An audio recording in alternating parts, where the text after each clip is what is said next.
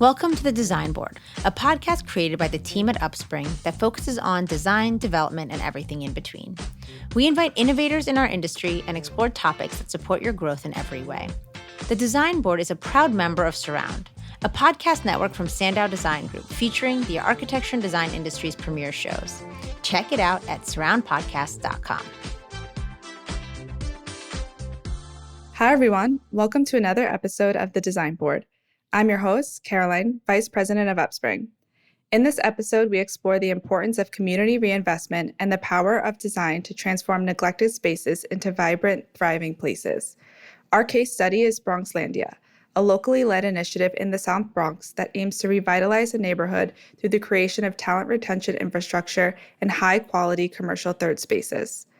I'm joined today by Jay Valgora, founder and principal at Studio V Architecture, and Majora Carter, CEO of Majora Carter Group, an urban revitalization strategy and real estate group firm. Thank you both for being here today. Majora, I'd love to start with a little background into the topic for our listeners. Why is it important to reinvest in our communities, and how can this contribute to economic and social development? Thank you so much for having me, first off. But the reason why we are really particularly interested in the work that we do is because we also work specifically in what we refer to as low status communities. And they're generally the kind of communities that are referred to as poor, low income, or underprivileged. And we use low status because status implies that something much larger is at work and that inequality is a well-established fact. And you could see it in terms of the public health stats or the performance of schools or air and water quality, parks and trees, food options, career opportunities. They're worse than in other parts of the same town where you're in. And you can think about the communities like that near you, whether they're inner cities or Native American reservations or white Rust Belt towns where industries come and gone. But the one thing that we know is that bright kids who grow up in them are expected to measure success by how far they get away from them. And our approach to real estate development is all about creating a talent retention approach that recognizes that people from those low status communities are talented, academically, creatively, you name it, and that we can create the right type of infrastructure through housing, economic development, third spaces, all of those things, so that people feel as though they can reinvest emotionally, socially, and also financially in their own communities, rather than export their talent elsewhere. That's great. That gives us a really great overview and background. Sounds like a big feat too. So I'd like to dive into potentially what some key challenges that communities might face when trying to reinvest, and how might those be able to be addressed? Some of the biggest challenges, I think, come from the fact that whether it's the nonprofit industrial complex or even policy and elected officials, there's I think a sort of a through line when you talk about low status communities, that poverty in and of itself is part of the culture. And so if poverty is a cultural attribute, then you often see it in terms of the type of development that happens in those neighborhoods. And so I think that is one of the biggest issues that we are working against when we start talking about doing the type of development that makes people feel like their neighborhood is worth staying in, when there's so much play that says to neighborhoods, to the people in neighborhoods like that, is that if you're going to be somebody, you need to grow up and be somebody somewhere else, because that's not where it happens here. And you see it in terms of the kind of developments that happen. So whether it's very highly subsidized, only affordable housing for very low income levels, you'll see things like more health clinics. You'll definitely see things that make you, if you see economic developments, and you'll see plenty of them, you'll often wish that there were other places to spend your own money. You'll see things like 99-cent stores or dollar stores as the main retail option. And it really just sort of has the kind of architecture of a lack of hope. And again, if you're academically or artistically inclined, often those people are led to believe that that place isn't for them. But if people were born and raised there and even got their starts in those communities, why aren't we creating the type of lifestyle infrastructure and economic infrastructure that makes people want to stay? And again, if we have philanthropy and the rest of the nonprofit industry and even our elected officials actually playing toward this idea that there's really only certain ways those communities need to be developed, then that's what we're often led to believe. But it's not part of our culture. It's simply the way that we've been treated. And we are working against that every step of the way.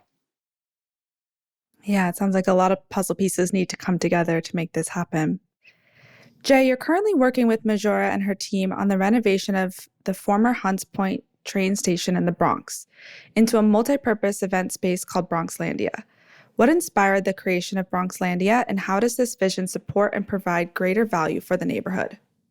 Well, Carolyn, first, I just want to thank you also for inviting me in. I'm really excited to do this podcast with Majora as a client, but also as someone who I'm inspired by. I mean, the first inspiration of all for me comes from the client, and I'm very serious about this. We cannot do good work without a good client, and being able to work with someone like Majora, who really wants to make a change in her community, is inspiring to me and to my team. So that's really the first place we start. We can't do good projects without good clients that want to create transformative design. And that's really what this is all about. I'd say there's two other inspirations that are related to that tie into some of the themes of Studio V's work. And I'm just so happy to be able to work on a project like this. One is really combining old and new. And I mean that in many different ways. In the most obvious way, this is a wonderful, old, historic train station that it's remarkable that Majora was able to purchase it and to, engage in this process of transformation. Original building by Cass Gilbert, we'll get into that later. It's an astonishing thing. But also really transforming that into something new and revealing each of the layers of that, the old historic layers, even some of the past with this site that Majora has kept, and our new design that's going to add a new contemporary layer that's about the Bronx today. So for me, combining old and new and creating new things that are worthy of the history of a place is a big inspiration for us. The last part would actually be place, because each of our projects, we do projects around the world. We do projects around New York City. I'm proud of the fact we do projects in all 5 boroughs. I think it's so exciting to do a project like this in the South Bronx, which is in a state of transformation today, and to be able to do something that grows out of the sense of place of this community and the culture there. And I think that's a third inspiration for me, is how something grows out of a place. I love that. I think that's a great perspective too. I feel the same way, the way design can transform communities and what that sense of place means. And you started to touch on the historic aspect a little bit. So built in 1908 and designed by Cass Gilbert, a famous historic American architect known for the Woolworth Building and the U.S. Supreme Court, the Hunts Point rail station has been a major fixture in the Bronx since inception. So I'd love to hear both of your perspectives on the design process and how you work together to restore the former rail station into an event space. Well, first of all, dealing with the historic train station, Cass Gilbert, many people know, is one of the great architects of New York. He did the Woolworth Building. But many people don't know, among the many other projects he did, that he also really created on a number of tremendous infrastructure projects that were transformative for communities, including he designed many different train stations. Now, tragically, this train station went out of business right away, actually, almost, soon after it was completed. I think it went out of business in the 30s during the Great Depression, and it was transformed into a series of retail stores, and it was kind of given up as a train station. Ironically, what's happening today is the MTA is building a new train station right behind this one. As a matter of fact, it's one of the first major infrastructure projects really happening in the Bronx and really happening where we're starting to invest back into public infrastructure again.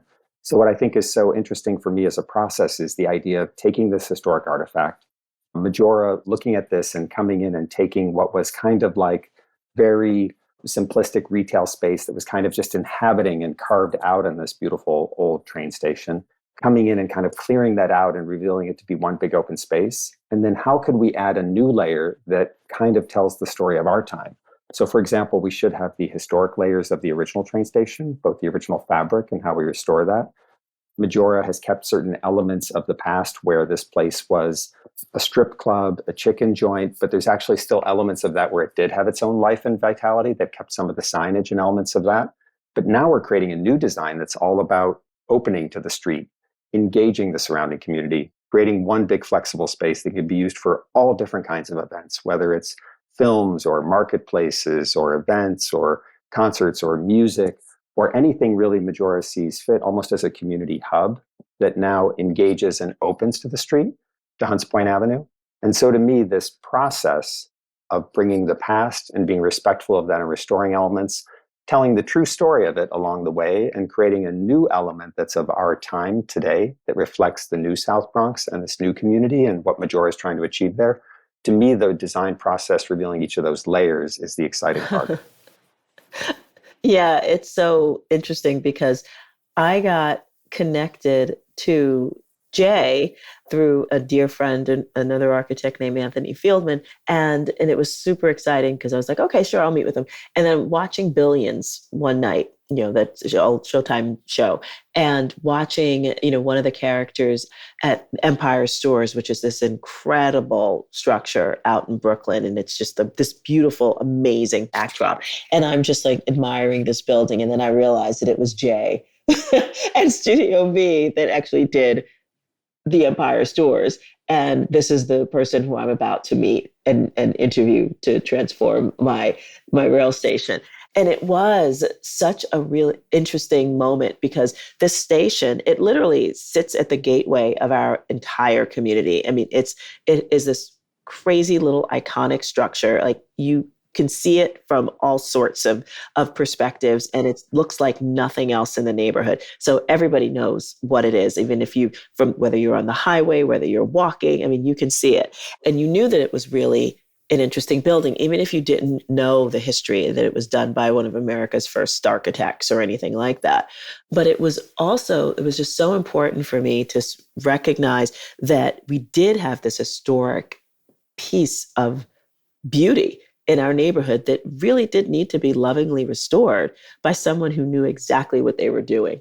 Because we actually absolutely have the idea to really use the space, because it's got 17-foot high vaulted ceilings, and it's this big wide open space that we can fill with beautiful things like performances and pop-up shops and films and all sorts of wonderful things like that. But ultimately, we also knew that we were as much a part of history as any other community. And this was something that we wanted to preserve and protect and, quite frankly, show off as well.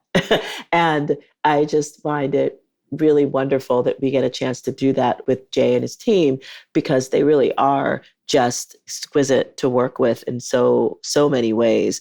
They love the building as much as we do.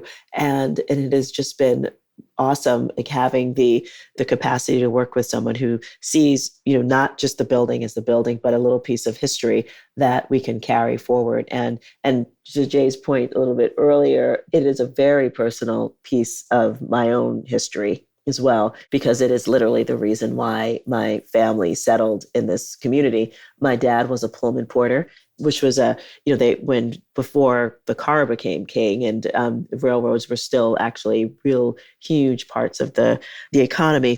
Pullman porters were the Black men who worked on the trains, as essentially servants and porters. And that with the line that the Hunts Point rail station was on was my dad's line. And he actually won. He wanted to live in a neighborhood that was on his line.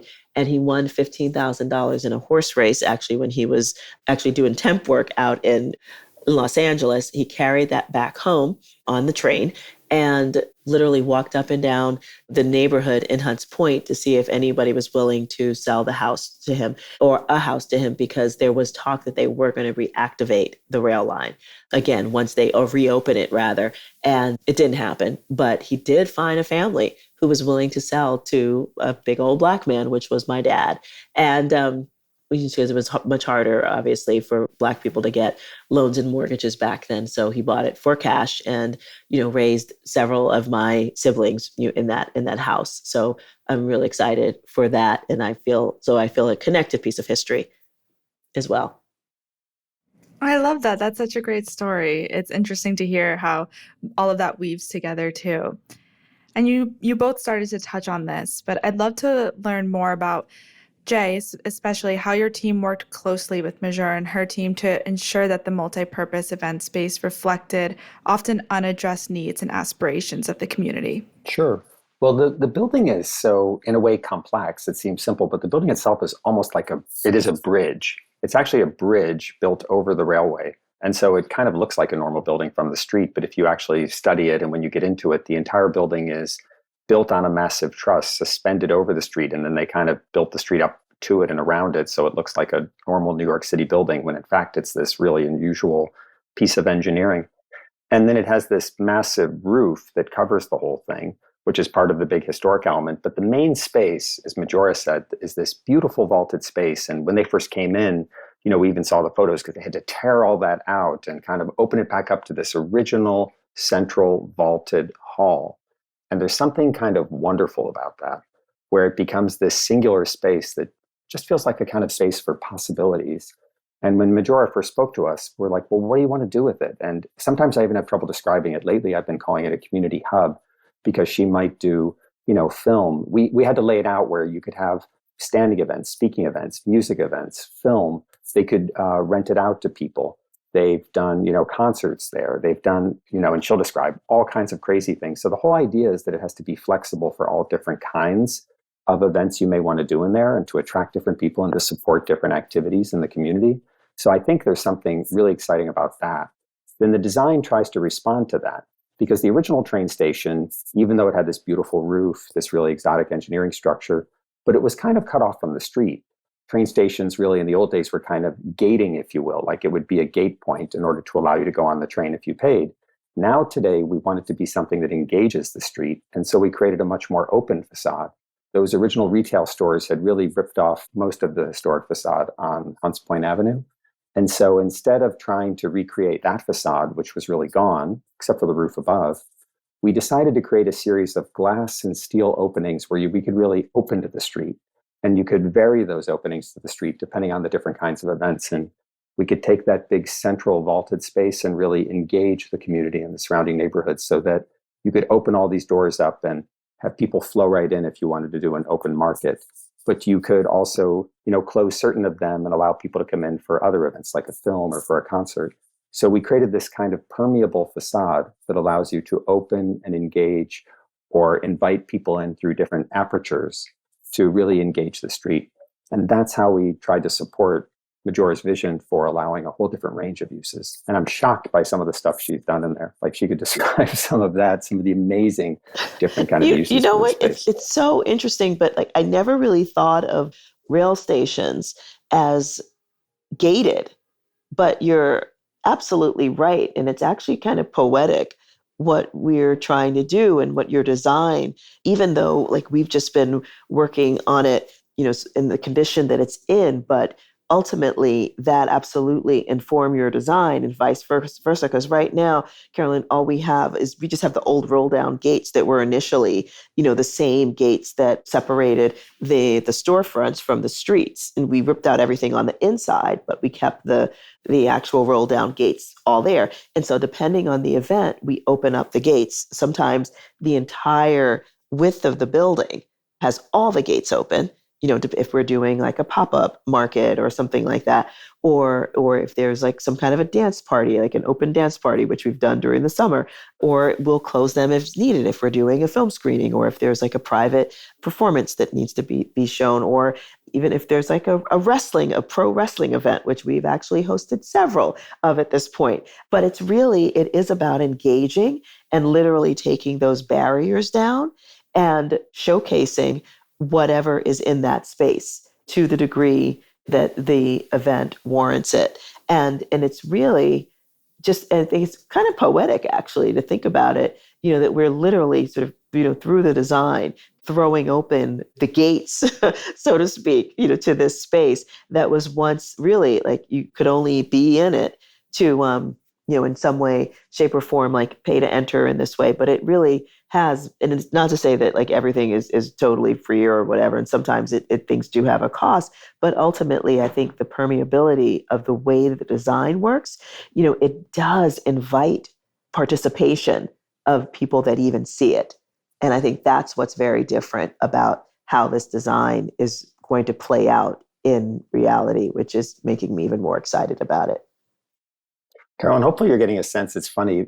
Sometimes even as I do these conversations with Majoras, we've started to do different things together. I find we're kind of learning from each other. Like I didn't know the story originally about Billions when she saw our project at Empire Stores, which makes me think that's the first time we ever probably got a job through somebody watching that. And I think that's kind of great, actually. And on the other hand, like, yeah, as we work together on the project, I think we find with the best clients, like we're kind of playing to each other's ideas and learning from each other. And the design only gets better, especially when the client's passionate about it and really cares about what they're creating and has a set of ideas that they really believe in. I think it's our obligation and responsibility to try to find a physical way to express that, in their project. Yeah, I think it's always really nice to hear two very passionate people talking about creating inspiring places and how that can create a ripple effect across the community. So I'm really excited. I know I had a chance to look at some of the images and the renderings of the project so far, but just this project seems so powerful and I can't wait for it to be fully complete. Me either. Yeah, we all feel the same way. I'm sure. A lot of blood, sweat, and tears. Yes. Definitely a passion project, yeah. So, like we're starting to talk about, projects like these are so important. So, Majora, I'd love to hear your perspective on how community members can invest their own capital in local reinvestment projects and why is that important? Yeah. I mean, it's super important for us because in so many cases, people in low status communities like the South Bronx are often led to believe that things have to be done for them if they're ever to succeed at anything. And, people, I think on some level, like we do succumb to this idea that we will always need, to have our hand out in order to just survive. But I've realized that people really want to feel like they're involved.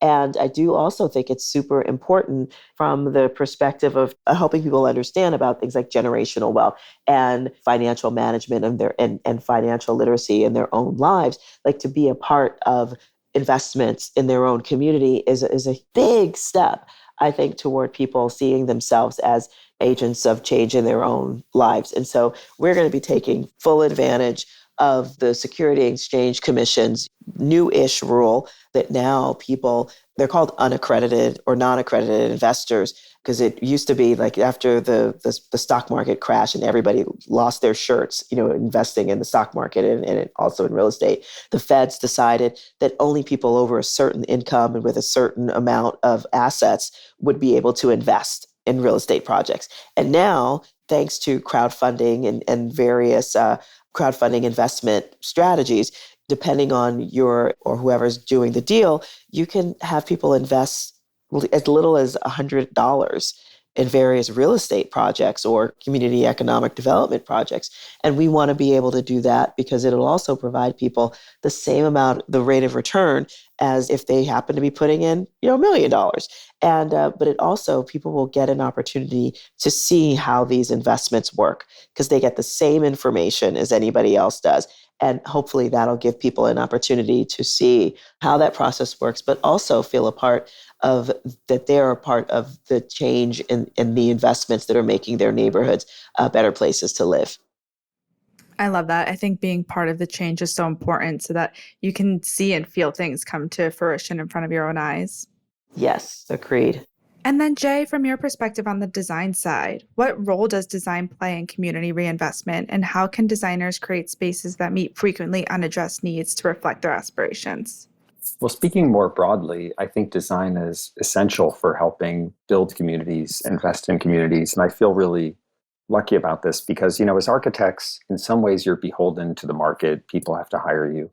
But somehow I think after a certain point, you can also start to attract projects or also even find opportunities within projects where you can create greater community benefits. So, I mean, at Studio V, we've been pretty lucky. Some of them are in a sense, prominent or conventional. Like we've been working in the neighborhood of Astoria I've been working there almost 20 years, and I've designed now 5 waterfront parks, and it takes decades for them to be realized. Majora started doing waterfront parks too, like very complicated, but I've designed a whole series of them where I know they're going to be transformative for that waterfront, which was all former industrial spaces. And one bit at a time, we're really transforming that whole waterfront into publicly accessible green space for the community. But sometimes it's unconventional spaces. At the moment, we're working on a project called The Underline, which is taking leftover space underneath highway ramps in Long Island City. Long Island City has one of the smallest percentages of open space of any community in New York City.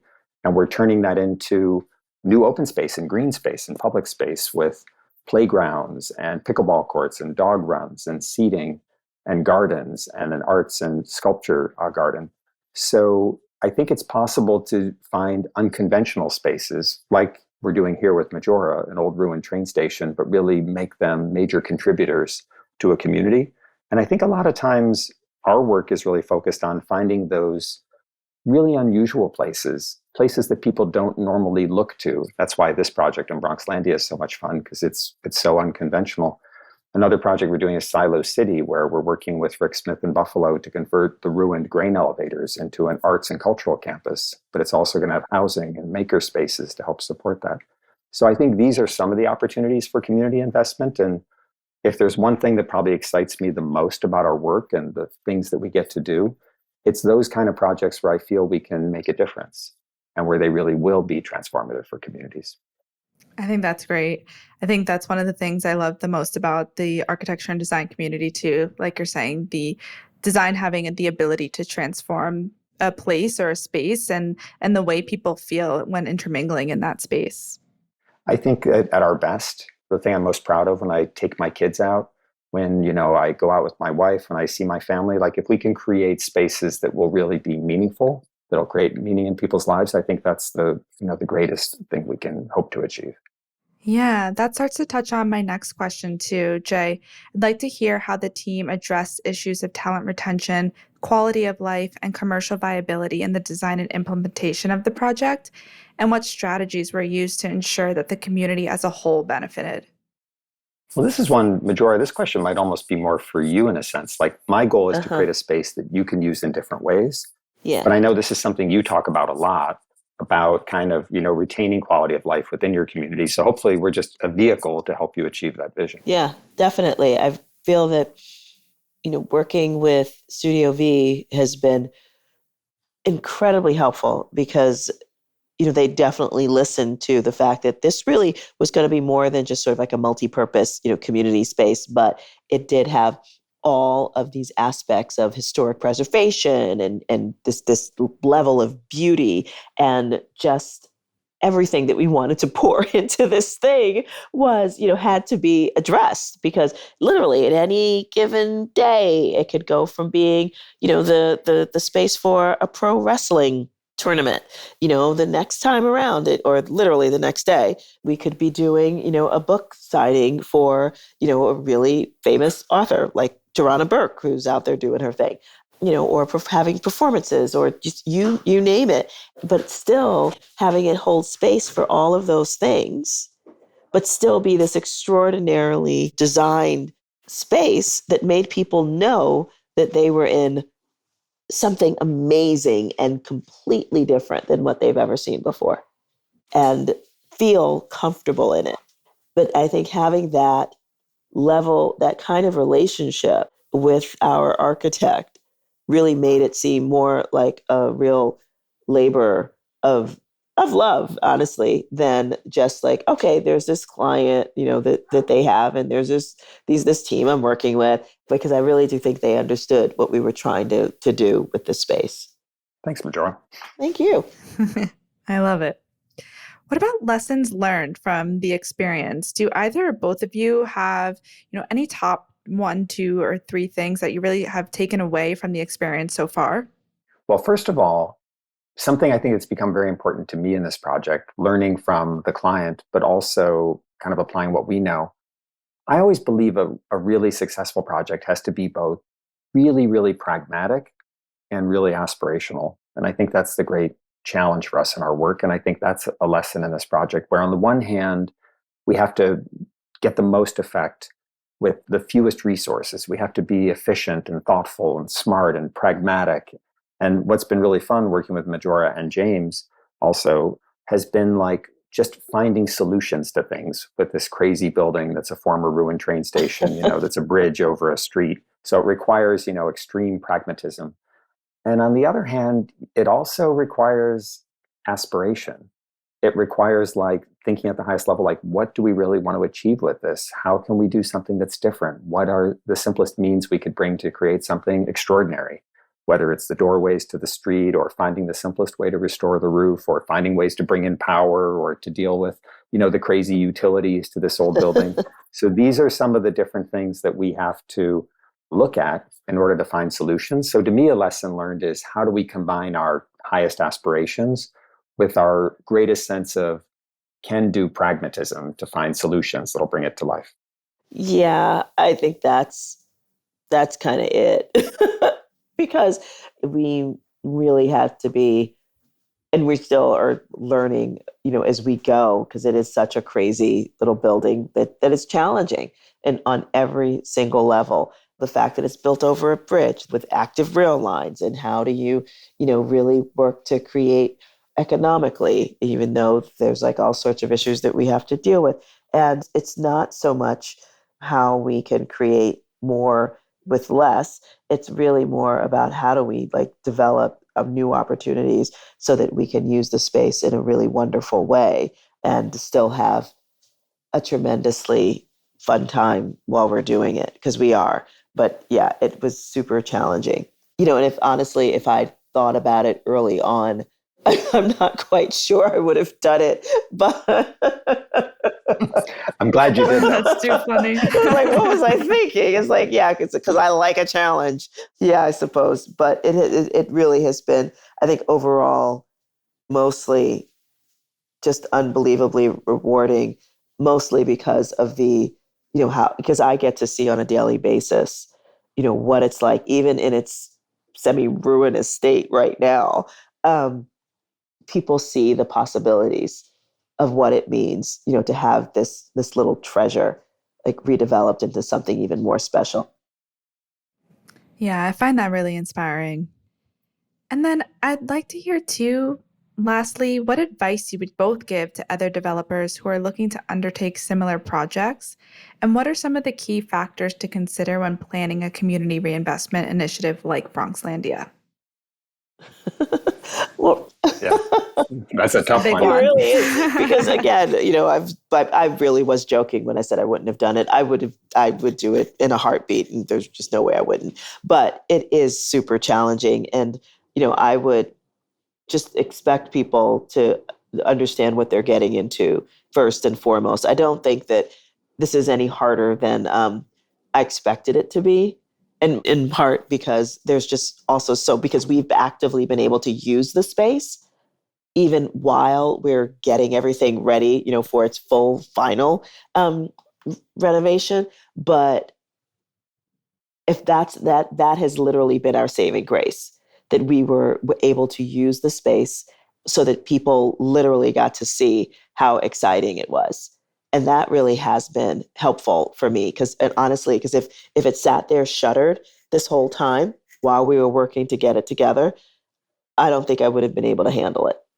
I really don't think I would have. But I got to live off the fumes of the joy of other people around me, and also make a little bit of money while we were doing it as well, which of course all went right back into the project. So that has been really helpful. And I think that's what I would suggest to folks. Like, is there a way you can actually make some of the finances work for you while you're making this thing happen? Because that will also be the thing that helps you in the future. You may just want to end on that, because that was pretty good. I could add something, but I thought that was perfect. The mic drop moment. Okay, amazing. Well, thank you both again for being here with me today. I think this is an incredible project, a powerful one, and good lessons learned too for anyone in the real estate community or in the architecture and design industry. So thank you both again for your thoughts and ideas and contributions to this conversation. Thank you so much. And thank you, Carolyn. And it's just fun to participate in something like this, and also to be able just to talk about it and share it with folks. Yes, definitely. Thanks again. Thank you so much for listening in with us today. We hope you leave inspired by the ideas in today's episode. For more, follow Upspring on LinkedIn and Instagram, and don't forget to check out the amazing lineup of shows brought to you by the Surround Podcast Network at surroundpodcast.com.